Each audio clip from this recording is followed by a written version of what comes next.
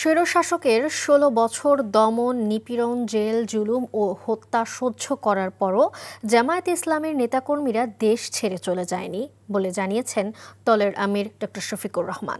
সকালে রাজধানীর ভাসানটেকে ছাত্র, যুব ও নাগরিক সমাবেশে তিনি কথা বলেন। শফিকুর রহমান বলেন, ফ্যাসিবাদ মুক্ত করার জন্য ছাত্ররা অকাতরে জীবন দিয়েছে, কিন্তু দেশে এখনও ফ্যাসিবাদ রয়ে গেছে বলে অভিযোগ করেন তিনি। জামায়াত ক্ষমতায় গেলে একটি দলের রাজনীতির ব্যবসা চলবে না, এজন্য তারা জামায়াতকে নিশ্চিহ্ন করে দিতে চেয়েছিল। ১৭ বছর হেন কোনো নির্যাতন নেই যা করা হয়নি। গুম খুন করা হয়েছে, কিন্তু জামায়াতের কোনো কর্মী মাথা নত করেনি।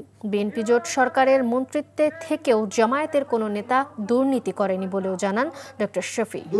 জনগণ সংস্কার চায় জানিয়ে জামায়াত আমির বলেন, পূর্ণ বন্দোবস্ত আর চলবে না। কেন পেলাম না? ফ্যাসিবাদীদের একটা অংশ বিদায় নিয়েছে, কিন্তু ফ্যাসিবাদ বাংলাদেশে রয়ে গিয়েছে।